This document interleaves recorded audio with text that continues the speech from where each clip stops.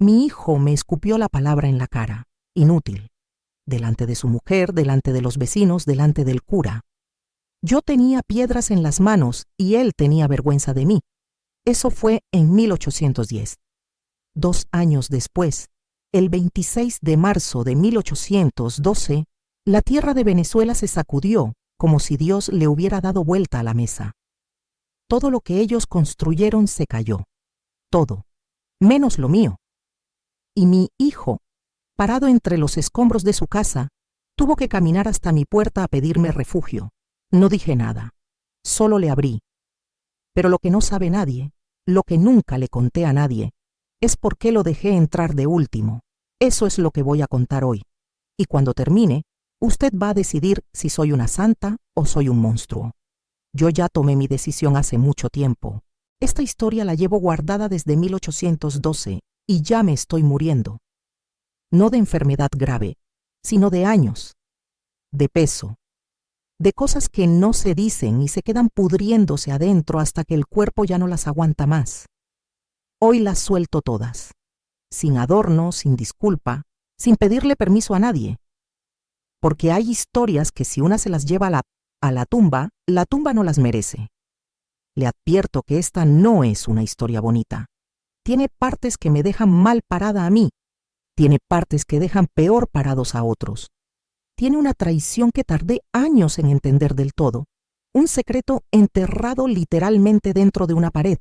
Y un final que todavía hoy divide a la gente que lo conoce. Algunos dicen que hice lo correcto. Otros dicen que fui despiadada. Y yo les digo lo mismo a todos. Puede que tengan razón, pero no me arrepiento. Me llamo Perpetua. Perpetua Natividad Urdaneta. Nací en un caserío pequeño en los llanos altos del occidente de Venezuela, donde el sol pega desde las 6 de la mañana como si le tuviera rabia a la tierra, y las noches tienen un frío que no avisa. Me crié sin padre. Mi madre se llamaba Rosalba y murió cuando yo tenía 12 años de una fiebre que hoy cualquier médico curaría en 2 días. Me quedé con mi abuela Gregoria y mi tía Eduviges, 2 mujeres de manos ásperas y palabras contadas que me enseñaron todo lo importante sin decirme nunca que me estaban enseñando nada.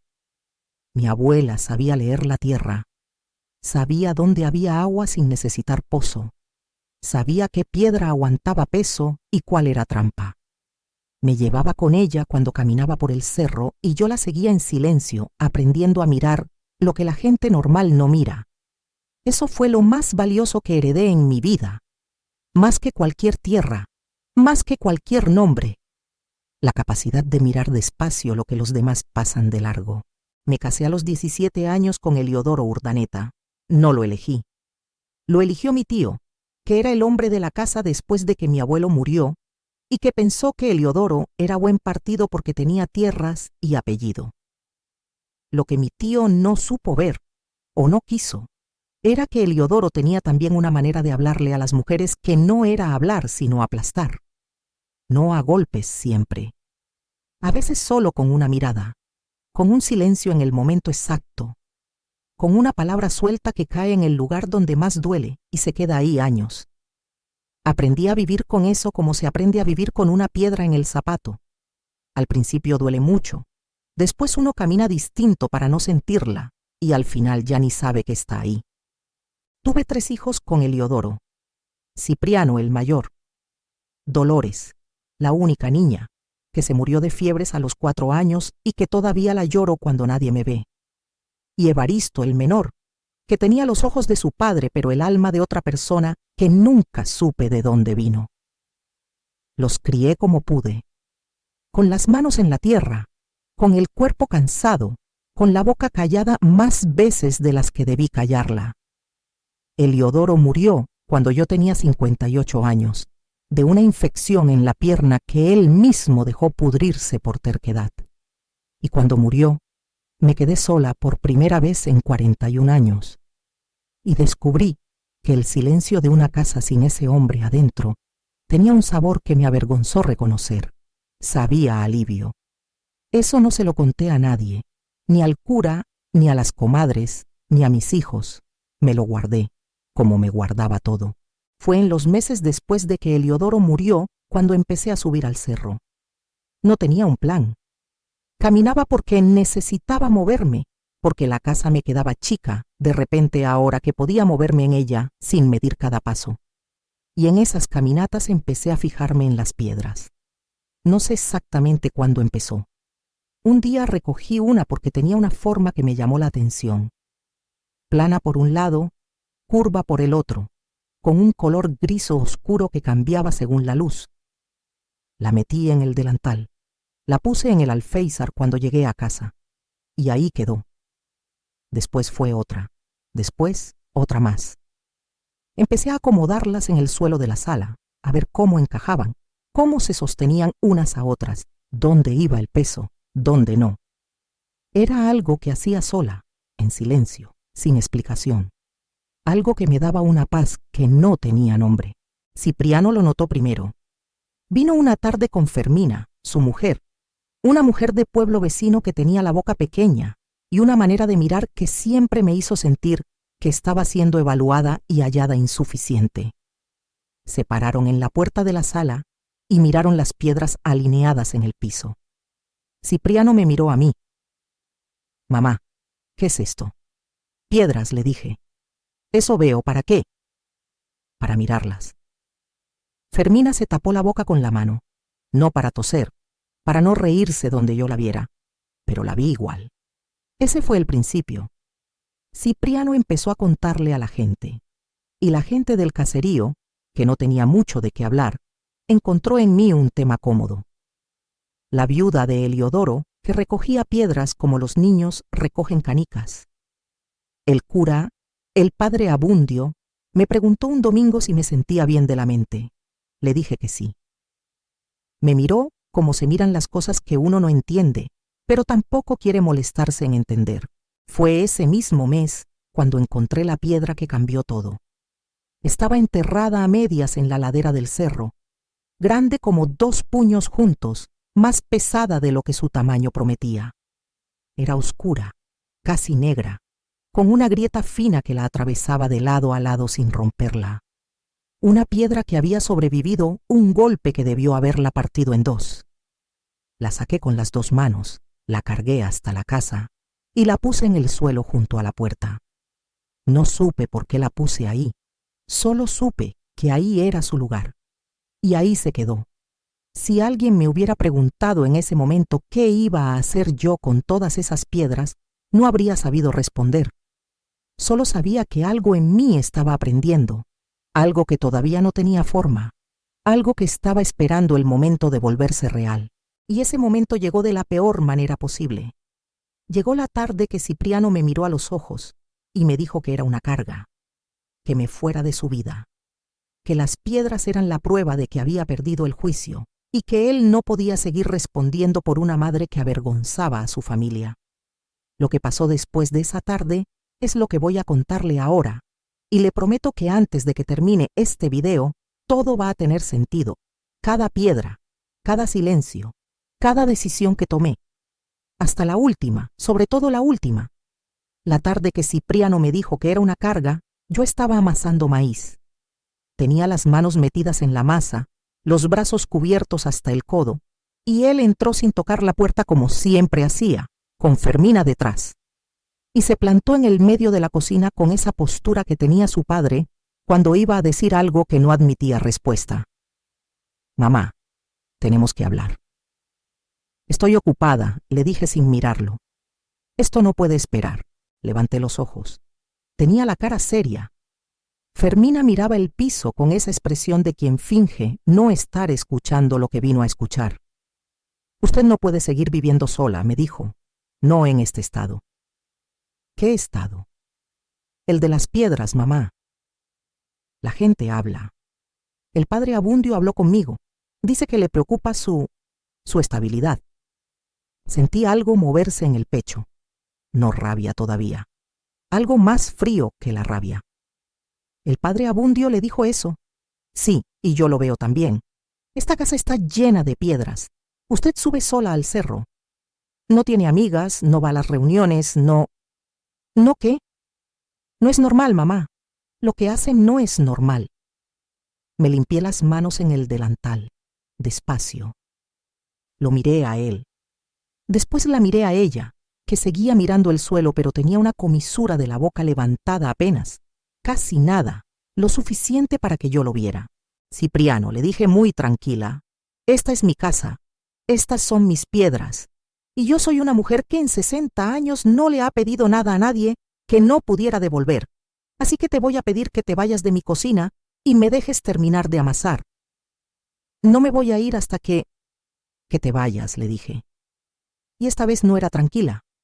Se fue. Los dos se fueron. Y cuando escuché la puerta cerrarse, fui hasta la sala. Me senté en el piso entre las piedras y me quedé ahí un rato largo sin hacer nada. Sin llorar tampoco. El llanto se me había secado con los años, como se secan los ríos en verano. Lo que me quedaba era otra cosa. Una cosa más sólida y más oscura que las lágrimas. Esa noche tomé la decisión. Si querían que estuviera loca, iba a hacer algo que justificara el nombre. Me iba a construir una casa, sola, en el cerro, con mis piedras. No tenía planos, no había aprendido con nadie, pero tenía 2 años mirando piedras, entendiéndolas, y tenía algo que ningún maestro de obras del caserío tenía: necesidad real. La necesidad no te da técnica, pero te da una claridad que la técnica sola nunca da. Te dice exactamente qué es lo que tiene que resistir. Y lo que yo necesitaba que resistiera era todo. Subí al cerro al día siguiente con un pico prestado al vecino Salomón, que me lo dio sin preguntar, porque era un hombre bueno y viejo, que había aprendido que las mujeres que piden herramientas saben para qué las van a usar. Cargué también una cuerda, un cubo de barro y la piedra negra de la grieta que llevé abrazada contra el pecho todo el camino porque pesaba demasiado para cargarla de otra manera. El cerro tenía una explanada a mitad de subida, entre 2 árboles de tronco grueso, con un abrigo natural de roca que miraba al oriente. Ahí decidí que iba a ser mi casa. Clavé una estaca en el centro y empecé a medir con la cuerda. 4 metros por 5. No necesitaba más, necesitaba suficiente. Cavé los cimientos esa primera semana. Fue la semana más larga de mi vida hasta ese momento. El pico rebotaba en la piedra y el golpe me subía por los brazos hasta los hombros y de ahí a la nuca. Las manos me sangraron los primeros 3 días, hasta que se me formó el callo, que ya no tengo sensación en las yemas de los dedos de esta mano derecha, ¿ve? Ninguna. Las maté de tanto trabajar. Las primeras noches dormí en la explanada, tapada con una manta, mirando las estrellas, con los brazos tan cansados que no podía doblarlos del todo. Y fue en esas noches cuando empezaron los ataques. No sé cómo llamarlos de otra manera. Venían de noche, casi siempre después de las 2 de la mañana, cuando el cerro estaba en silencio y yo estaba sola con el cielo encima. Empezaba con un peso en el pecho, como si alguien me pusiera una piedra grande sobre el esternón. Después, la respiración se me cortaba de verdad, y yo buscaba el aire con la boca abierta como pez fuera del agua, y no lo encontraba del todo. El corazón me latía tan fuerte que se me movía la camisa, y los pensamientos se me amontonaban todos a la vez, que era una vieja loca, que Cipriano tenía razón, que me iba a morir sola en ese cerro, y nadie iba a encontrarme hasta que oliera mal, que mi hija Dolores, que murió a los 4 años, fue lo mejor que me pasó en la vida, y lo peor al mismo tiempo, porque me dejó con un hueco que nunca se llenó, que Eliodoro me había ido apagando tanto y tan despacio, que yo misma no sabía ya cuánto de mí quedaba. Una noche fue tan fuerte que me levanté, bajé del cerro en la oscuridad, llegué hasta el río y me metí en el agua fría vestida y todo. No para hacerme daño, para sentir algo concreto, para que el frío me dijera que seguía viva de verdad. Me quedé ahí parada en el río hasta que el corazón se me calmó. Después salí, me senté en la orilla mojada y me quedé mirando el agua hasta que amaneció. Eso lo hice 4 veces en los primeros 2 meses. 4 veces bajé al río de noche a recordarme que existía. Nadie lo supo. Evaristo lo sospechó una vez porque me vio con el pelo mojado de madrugada cuando vino a visitarme, pero no preguntó. Evaristo era de los que saben cuándo no preguntar. Fue en el tercer mes cuando apareció Ambrosio. Era delgado, de unos 50 años, con barba descuidada y unos ojos claros que no pegaban con el resto de su cara morena. Llegó al cerro una mañana como si ya supiera el camino. Se paró a 3 metros de donde yo estaba trabajando, miró las paredes que yo había empezado a levantar y dijo sin saludar primero: «Ese ángulo está mal. Si lo deja así, la esquina se va a mover con la primera lluvia fuerte». Lo miré. No me cayó bien de entrada. Los hombres que llegan diciendo que algo está mal sin que nadie les haya preguntado no me caen bien desde siempre. «¿Y usted quién es?», le pregunté.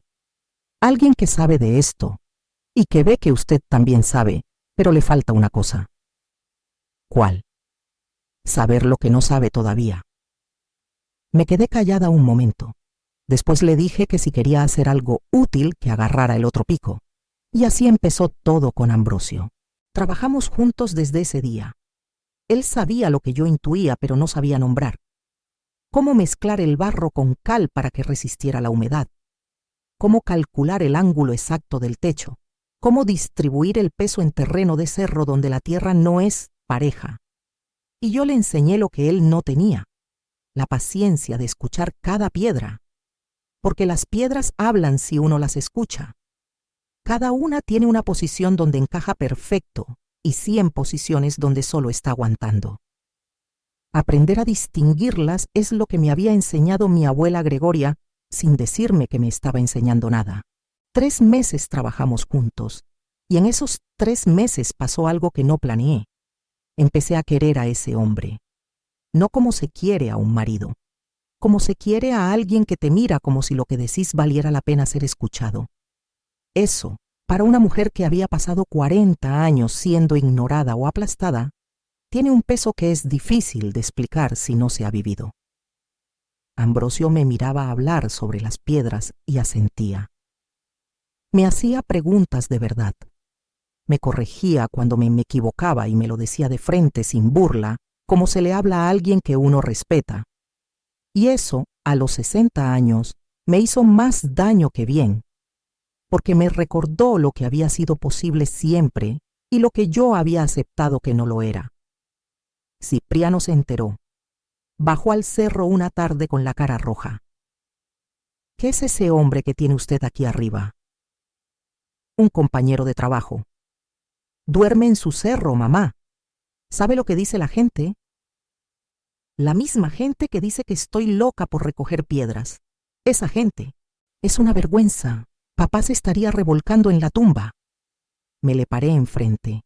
Le quedaba casi una cabeza de altura, pero no lo sentí más grande que yo en ese momento.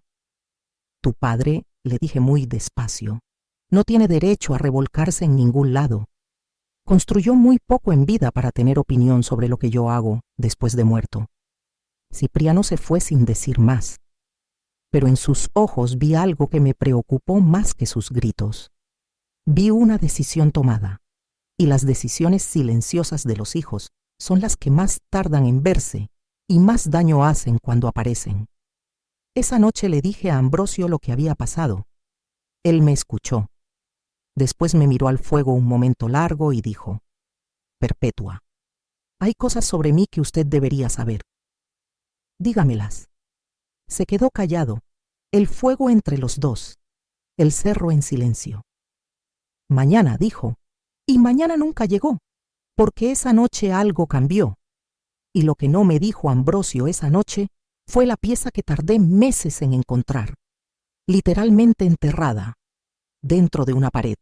Lo que Ambrosio no me dijo esa noche lo descubrí 3 semanas después, por boca de la señora Guzmán, la mujer del escribano, que me paró en el camino del pueblo con esa cara que pone la gente cuando trae una noticia que le da más satisfacción de la que debería darle. «Señora Perpetua, ¿sigue usted con ese hombre en el cerro?» «¿Ambrosio tiene nombre?» «Sí. Y también tiene mujer en San Casimiro. Y 2 hijos que creen que su padre está muerto». El saco de cal que llevaba en las manos de repente pesó el doble. ¿Cómo sabe usted eso? Porque la mujer mandó carta al escribano buscándolo. Mi marido recibió la carta hace un mes. Y alguien le dijo dónde encontrarlo. No pregunté quién. Ya lo sabía. Subí al cerro con ese peso en el pecho que no era el saco de cal. Ambrosio estaba trabajando en la pared norte. Me vio llegar y supo de inmediato, como saben los que han huido de algo, que los encontraron. ¿Tiene esposa en San Casimiro?, le pregunté. Cerró los ojos un segundo. Uno solo. Sí. ¿Hijos? 2. ¿Saben que usted vive? Les dijeron que había muerto. Me senté en una piedra. No porque necesitara sentarme, porque necesitaba que mi cuerpo hiciera algo mientras mi cabeza ordenaba todo. Cuénteme, le dije, y me contó. Su mujer se llamaba Ascensión. No era una mujer maltratada. Era una mujer que había tomado una decisión fría. Quedarse con el hermano mayor de Ambrosio, que tenía tierras y dinero, y convencer a Ambrosio de que se fuera. Le había dicho que sus hijos estarían mejor con el tío que con un padre sin nada. Que si se iba sin pelear, ella no lo buscaría. Él se fue. Y ella les dijo a los niños que había muerto. ¿Y usted lo aceptó?, le pregunté. No tuve fuerzas para pelear lo que ella ya había decidido. Lo miré un momento largo. En ese momento lo entendí de una manera que no había entendido antes. Ambrosio y yo éramos la misma cosa. 2 personas a las que la vida les había dicho que no valían lo suficiente como para pelear por ellas. 2 personas que habían aprendido a ceder porque nadie les había enseñado que tenían derecho a no hacerlo. Eso no me quitó el dolor. Pero le dio un nombre. Y ahora, le pregunté, ¿qué va a hacer? No lo sé. 3 días después, Evaristo vino al cerro. Llegó con esa cara que tenía cuando sabía algo malo y no quería ser el que lo dijera. Mamá. Cipriano fue donde el escribano. ¿A qué? Evaristo dudó. A firmar unos papeles. No sé exactamente qué papeles. Pero entró al despacho del escribano y estuvo adentro casi 1 hora. Y cuando salió, tenía esa cara que tiene cuando cree que ganó algo. Fui al escribano esa misma semana. Le pregunté directamente si había algún papel relacionado con mis tierras. El escribano, que era hombre recto y viejo, sacó un documento de un cajón y me lo extendió sin decir nada. Era una solicitud de cesión de tierras, firmada por Cipriano Urdaneta, solicitando que las tierras del cerro, que estaban a mi nombre por herencia de mi madre, fueran transferidas a su nombre. El argumento, que su madre, Perpetua Natividad Urdaneta, presentaba signos evidentes de enajenación mental y no estaba en condiciones de administrar sus propios bienes. Lo leí 2 veces, lo doblé con cuidado, lo devolví. ¿Está procesado? No, todavía. Falta la firma del padre Abundio certificando el estado mental. Y el padre me dijo que quería hablar con usted antes. Salí del despacho con las piernas firmes y el corazón frío. Mi hijo quería declararme loca para quedarse con el único pedazo de tierra que era verdaderamente mío. Lo estaba haciendo en silencio, por la espalda, con papeles y firmas, exactamente como su padre hacía las cosas malas, sin dar la cara. Esa noche fue la peor del cerro, la peor de todas. Me senté junto al fogón apagado porque no tuve fuerzas ni para encenderlo, y me quedé ahí en la oscuridad, con el frío metiéndoseme en los huesos, pensando en mi madre Rosalba que murió cuando yo tenía 12 años, pensando en mi hija Dolores que se fue a los 4, pensando en cuántas veces en mi vida me habían quitado algo sin pedirme permiso. El marido que no elegí, los años que no viví, la voz que callé, y ahora el cerro, mi cerro, lo único que había construido con mis propias manos. El ataque de esa noche fue el peor de todos. El peso en el pecho tan fuerte que me tiré al suelo. Respirando por la boca, agarrando la tierra con las manos, sintiendo el frío del piso contra la mejilla, y en ese momento, con la cara pegada a la tierra del cerro, me pasó algo que no sé cómo explicar. Sentí la tierra, no metafóricamente, la sentí de verdad, la solidez de ella, el peso de ella, toda la roca que había debajo, toda la profundidad, y pensé, esto no se mueve, esto aguanta, esto sigue ahí independientemente de lo que digan de mí. Me levanté del piso, fui hasta la puerta, agarré la piedra negra de la grieta que estaba ahí desde el principio, la sostuve en las dos manos, y en voz alta, en el cerro oscuro, sin que nadie me escuchara, le dije, yo también aguanto. Ambrosio se fue 2 semanas después, no a San Casimiro, a otro lugar que no me dijo. Me dio la mano antes de irse. Me miró directo a los ojos. Dijo, gracias y nada más. Gracias. Y bajó el cerro con un bulto pequeño al hombro sin voltear. Esa tarde, después de que desapareció entre los árboles, agarré la piedra negra. La llevé a la esquina noreste de la casa, la esquina más expuesta al viento, la más difícil, y la puse ahí, como primera piedra de esa esquina, la base de todo lo que sostendría el resto. No supe en ese momento por qué lo hice. Solo sentí que era el momento exacto, que esa piedra que había sobrevivido sin romperse pertenecía al lugar más difícil de la construcción. Y lo que encontré meses después, escondido detrás de esa misma pared, cambió todo lo que yo creía entender sobre Ambrosio, sobre el cerro y sobre lo que se venía. La casa quedó terminada en febrero de 1812. 4 paredes de piedra asentada con cal y barro, techo de palma doble bien apretada, piso de tierra apisonada tan firme que sonaba diferente al pisarlo. Una puerta de madera que me llevó 3 semanas aprender a ensamblar y que quedó tan bien puesta que abría y cerraba con un solo dedo. Paredes de más de 50 centímetros en los puntos de carga. Cimientos enterrados casi 1 metro en roca dura. La gente del caserío que pasaba por el cerro se paraba a mirarla con esa mezcla de sorpresa y fastidio que tiene la gente cuando algo no encaja con lo que decidió pensar de alguien. Algunos decían que era suerte, otros decían que la había ayudado el tal Ambrosio y que sin él no habría podido. Nadie decía lo más simple, que una mujer de 60 años había construido algo extraordinario porque había aprendido a mirar despacio lo que los demás pasan de largo. Cipriano vino una tarde de febrero, solo. Se paró frente a la casa y la miró en silencio. Yo lo observaba desde adentro por la ventana. Lo vi tocar la pared con la palma de la mano. Lo vi pasar los dedos por las juntas entre las piedras. Lo vi mirar el techo, las esquinas, la puerta. Y lo vi quedarse quieto un momento largo con una expresión que no era rabia ni era orgullo, sino algo más incómodo que las dos: reconocimiento. Después se fue sin llamar. 3 días después de eso encontré el cuaderno. Estaba revisando la esquina noreste, donde había puesto la piedra negra, porque noté una pequeña humedad en la base después de una lluvia. Al mover una de las piedras de abajo para ver el drenaje, encontré un hueco hecho a propósito en la pared. Un hueco pequeño, limpio, que Ambrosio había dejado durante la construcción sin decirme nada. Adentro había un cuaderno pequeño envuelto en cuero cocido, atado con una cuerda de cuero también, protegido del barro y de la humedad. Lo abrí con las manos que me temblaban un poco, no de miedo, de algo que todavía no sé nombrar bien. El cuaderno tenía páginas llenas de cálculos, ángulos, medidas, proporciones. No era un diario.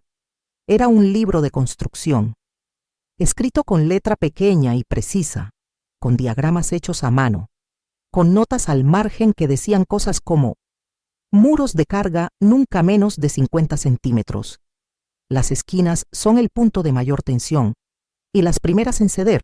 Los cimientos en roca dura resisten lo que los cimientos en tierra blanda no pueden ni imaginar. Pero no era eso lo que me heló la sangre. En las últimas páginas del cuaderno, Ambrosio había escrito algo diferente. No cálculos, observaciones sobre esta región de Venezuela, sobre el comportamiento del suelo en los cerros de roca madre, sobre tensiones acumuladas bajo la tierra que no se ven desde arriba, pero que se pueden medir si uno sabe qué buscar. Las notas tenían fechas. Las últimas eran de 1810 y decían, con una claridad que me dejó sin aire, que en esta región la presión acumulada en la roca era inusual, que era cuestión de tiempo, que quien construyera aquí debía hacerlo para resistir un movimiento fuerte de tierra. Ambrosio lo sabía desde antes de llegar. No había llegado al cerro por casualidad. Había llegado porque sabía lo que se venía. Y había construido conmigo de una manera específica, deliberada, calculada para que lo que construyéramos aguantara lo que yo no sabía que iba a tener que aguantar. Me quedé sentada en el piso de tierra de mi casa, con ese cuaderno en las manos, y el sol entrando por la ventana durante un tiempo que no supe medir, pensando en cada decisión que habíamos tomado juntos, el grosor de las paredes, la profundidad de los cimientos, el ángulo del techo, las esquinas reforzadas. Todo había tenido una razón que él sabía y yo no. Y sin embargo nunca me lo dijo. Lo hizo sin decírmelo. Construyó conmigo sabiendo lo que yo no sabía, guiando sin explicar, dejando que yo creyera que era mi decisión cuando en realidad él estaba cuidándome de algo que sabía que venía. Guardé el cuaderno. Lo envolví de nuevo en el cuero, lo metí en la caja de madera donde guardaba los documentos de la casa y me quedé pensando en Ambrosio, en la mujer y los hijos que había dejado, en el hombre que se fue sin voltear, en si alguna vez volvería, en si tenía sentido esperarlo. Decidí que no tenía sentido esperar nada, que lo único que tenía sentido era lo que tenía delante, una casa terminada, un cerro que era mío y un hijo que estaba intentando quitármelo con un papel y la firma de un cura. Fui donde el padre Abundio esa misma semana. Entré al despacho de la iglesia sin que me llamaran. El padre Abundio levantó los ojos de sus papeles y tuvo la decencia de ponerse levemente colorado. Señora Perpetua, padre, sé lo que me va a decir y lo que le vino a pedir mi hijo, y le voy a decir una sola cosa. Si usted firma ese papel, va a tener que explicarle a Dios por qué declaró loca a una mujer que construyó sola una casa de piedra en un cerro mientras usted decía misa. Usted decide. El padre Abundio no firmó el papel. La solicitud de Cipriano nunca fue procesada, y Cipriano no supo por qué hasta mucho después. Lo que vino el 26 de marzo lo cambió todo, de una manera que ninguno de nosotros había imaginado, ni yo, ni Cipriano, ni el padre Abundio, ni nadie en ese caserío que creía saber lo que iba a pasar al día siguiente. El 26 de marzo de 1812 amaneció sin señales. El cielo estaba despejado y quieto. Los pájaros cantaban normal. Era Jueves Santo y el pueblo estaba en la iglesia para los oficios de la mañana. Cipriano estaba ahí, Fermina también, el padre Abundio en el altar, las calles vacías, la plaza en silencio. Yo estaba en el cerro. No había bajado al oficio. Hacía meses que no me sentía bienvenida en esa iglesia. Me quedé en casa, sentada en el piso con el cuaderno de Ambrosio abierto en las últimas páginas, leyendo por tercera vez las notas sobre las tensiones en la roca, sobre la presión acumulada, sobre lo que era cuestión de tiempo. El temblor llegó a las 4 de la tarde. Empezó como un ruido sordo, como si algo enorme se moviera debajo de todo. Después el suelo se sacudió, no como los temblores pequeños que uno siente y piensa que fue un carro pesado. Esta fue la tierra moviéndose de verdad, con toda su profundidad, con todo su peso. Las piedras del cerro crujieron, los árboles se movieron, y desde donde yo estaba, aferrada a la viga central del techo de mi casa con las dos manos, escuché el pueblo derrumbarse. El sonido de una pared de adobe cayéndose es un sonido que no se parece a ningún otro. Es un golpe sordo y largo, como un suspiro enorme. Y ese sonido llegó desde abajo repetido una vez y otra durante lo que pareció mucho tiempo y debió ser un minuto. Después silencio. Solté la viga. Las paredes seguían en pie. El techo seguía en pie. La puerta estaba trabada por el movimiento del marco, pero la empujé con el hombro y cedió. Salí a la explanada y miré hacia abajo. El pueblo era humo y polvo y gritos. El campanario de la iglesia había caído hacia adentro. Las casas de la plaza, que eran las más grandes y las más caras del caserío, eran escombros. La casa de Cipriano, que él había construido con orgullo hacía 8 años con paredes de adobe grueso y techo de teja pesada, era una pared sola en pie y el resto en el suelo. Bajé corriendo. Lo que vi en las calles no lo voy a describir todo. Hay cosas que no se deben describir porque pertenecen a la memoria privada de los que las vivieron. Solo diré esto. Trabajé esa tarde y esa noche hasta que no pude moverme. Saqué personas de entre los escombros con las manos. Organicé a los que estaban bien para que ayudaran a los que no. Busqué a los niños primero, siempre a los niños primero. La señora Guzmán estaba viva debajo de una viga con el brazo roto. El viejo Salomón, que me había prestado el pico, estaba sentado en la plaza mirando donde había estado su casa, con una expresión que no era de dolor, sino de algo más allá del dolor. Fermina la encontré debajo de la viga del comedor de su casa. Tenía un golpe fuerte en la cabeza y los ojos abiertos mirando sin ver. Estuve a su lado hasta que volvió en sí, unas horas después, con la cabeza en mi regazo en medio de los escombros. Cuando me reconoció, me miró sin decir nada durante un momento largo. Después cerró los ojos otra vez. No le dije nada tampoco. No era el momento para ninguna de las cosas que podríamos habernos dicho.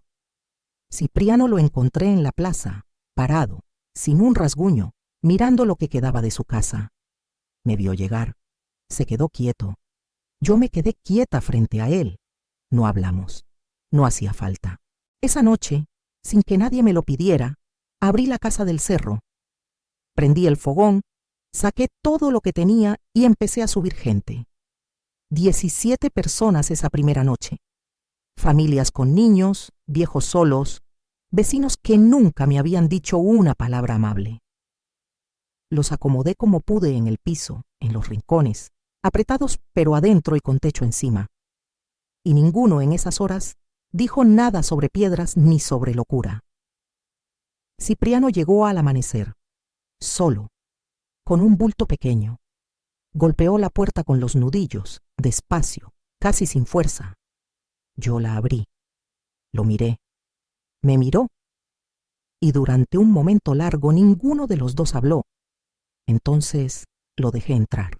Pero lo dejé entrar después de que ya estaban adentro todos los demás, que ya estaban el viejo Salomón y la señora Guzmán con el brazo entablillado y los 3 niños de la familia Pedraza y Fermina que todavía se quejaba de la cabeza. Cuando ya todos estaban adentro le abrí la puerta a mi hijo y él lo notó. Sé que lo notó porque me miró un segundo con una expresión que no era rabia, sino algo más hondo que la rabia. Algo parecido a entender. No me dijo nada. Entró. Se sentó en el rincón que quedaba. Y no dijo nada en toda la noche. La solicitud de cesión de tierras que tenía el escribano nunca se procesó. Cuando le pregunté después por qué la había retirado, me dijo que en tiempos de catástrofe hay papeles que es mejor no mover. No le respondí nada. Los meses que siguieron al terremoto fueron los más extraños de mi vida. La casa del cerro se convirtió en el refugio del caserío mientras reconstruían. La gente que me había llamado loca dormía en mi piso, comía en mi fogón, se calentaba en mis paredes de piedra de 50 centímetros. Y nadie decía nada sobre la locura. Nadie. Cipriano vivió conmigo 6 meses. Trabajamos juntos en la reconstrucción de su casa, con las indicaciones que yo saqué del cuaderno de Ambrosio. Cimientos en roca dura, paredes de piedra no de adobe, esquinas reforzadas. Aprendió a poner piedras mirándome a mí. Y nunca me pidió perdón por el papel que firmó. Nunca, ni una vez. Yo tampoco se lo pedí. No el perdón, pero sí le dije lo que llevaba guardado. Fue un año después del terremoto, una tarde que estábamos solos en el cerro. Le dije, Sé lo del papel que firmaste con el escribano. Sé que fuiste a declarar que estaba loca para quedarte con el cerro. Lo supe antes del terremoto. Cipriano se quedó quieto. Y no dije nada. Seguí, porque quería ver qué hacías. Y lo que hiciste fue lo que esperaba.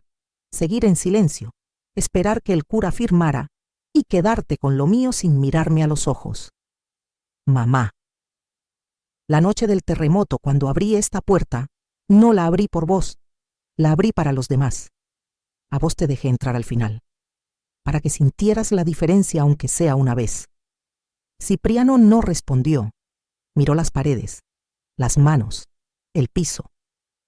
Y ya, dijo al fin. Y ya, le dije, ya está cobrado, ya está saldado. Pero sabelo. No sé si eso que hice fue justo o fue cruel. Todavía me lo pregunto. Él era mi hijo, y yo lo dejé entrar último deliberadamente, para que sintiera lo que era estar afuera, para que supiera que la puerta que él había intentado cerrarme a mí, yo la había podido cerrar también, y no lo hice. Pero lo hice de otra manera. Lo dejé entrar último. Y eso fue mi manera de decirle todo lo que no iba a decirle con palabras. Algunos dicen que fui despiadada, que un hijo siempre es un hijo, que no hay deuda que valga más que la sangre. Tal vez tengan razón, pero yo les digo, ese hombre firmó un papel que decía que yo estaba loca. Ese hombre intentó quitarme lo único que había construido con mis propias manos en 60 años de vida. Y después, el terremoto se lo quitó todo a él y tuvo que venir a mi puerta. Y yo lo dejé entrar. Solo que no primero. Eso soy yo. Eso fui siempre. Una mujer que deja entrar a los que la traicionan, pero que ya no finge que no lo sabe. Hay una última cosa que quiero contarle. La piedra negra de la grieta, la que encontré enterrada en la ladera al principio de todo, la que puse en la esquina noreste de la casa porque era el lugar más difícil, la que aguantó el terremoto sin moverse, sigue ahí. Sigue en esa misma esquina. La dejé visible después de esa noche para que cualquiera que entrara pudiera verla. Una tarde ya viejo, Cipriano me preguntó por qué esa piedra estaba sin tapar, cuando todas las demás tenían revoque encima. Le dije, porque esa piedra tiene una grieta que la atraviesa de lado a lado y no se rompió. Es la más fuerte de todas las paredes, y quiero que se vea. Cipriano la miró un momento, después me miró a mí, y no dijo nada, pero creo que entendió. O tal vez no entendió. Eso ya no es mi problema. Evaristo, que era el único que siempre había entendido sin que yo explicara, vino a verme el día que cumplí 75 años. Se sentó a mi lado en la explanada del cerro, miramos juntos el pueblo reconstruido abajo y me dijo, «Mamá, ¿qué va a pasar con todo esto cuando usted ya no esté?» «Va a seguir en pie», le dije, «está bien construido». Se quedó callado, después dijo, «¿Y el cuaderno de Ambrosio?» Lo miré. «¿Cómo sabe usted del cuaderno?» Sonrió apenas. «Porque lo vi una vez cuando era chico. Usted lo tenía en las manos y lo guardó rápido cuando me vio llegar. Le dije que el cuaderno estaba en la caja de madera con los documentos de la casa. Que cuando yo muriera era para él. Y que si alguna vez encontraba a Ambrosio o a alguien que lo conociera, que le dijera que la casa resistió. Que las paredes de 50 centímetros aguantaron. Que las esquinas reforzadas aguantaron. Que el cimiento en roca dura aguantó. Que tenía razón. Eso es todo lo que tengo para decir. Viví 60 años callando cosas que no merecían silencio. Y los últimos años los pasé diciendo lo que tenía que decir, construyendo lo que nadie creyó que podía construir, y siendo exactamente lo que siempre fui sin pedirle permiso a nadie. ¿Era buena? No lo sé. ¿Era justa? Tampoco. Era perpetua. Y Perpetua no se arrepiente de nada. Usted dirá si tenía razón. Yo ya terminé de opinar sobre mí misma. Y ahora, antes de despedirme, le pido una última cosa con todo el cariño que tengo. Si esta historia la acompañó, si sintió algo escuchándome, si algo de lo que conté le tocó un lugar que no esperaba que le tocara, dele me gusta a este video. Ese botón de pulgar o de corazón que aparece abajo, apriételo nomás. y si todavía no se ha suscrito al canal, hágalo ahora. Busque el botón negro que dice suscribirse y apriételo una sola vez. Si usted no está muy acostumbrada a estas cosas de las pantallas, no se preocupe. Es fácil, un solo apretón y listo. Y así no se pierde ninguna de estas historias que contamos aquí. Y si usted ha vivido algo parecido, si conoce una historia como la mía, si tiene algo guardado que merece ser contado, déjelo en los comentarios. Aquí lo esperamos. Todos los días llegamos con relatos nuevos que la van a dejar sin aliento. Perdóneme si este video fue muy largo. Es que estas cosas no se pueden contar a medias. Necesitaba soltar todo esto de una vez antes de que se me acabara el tiempo de soltarlo. Perdón. Pero gracias. Gracias de verdad por quedarse hasta el final, por escucharme, por acompañar a esta vieja hasta el último minuto. Eso vale más de lo que usted cree.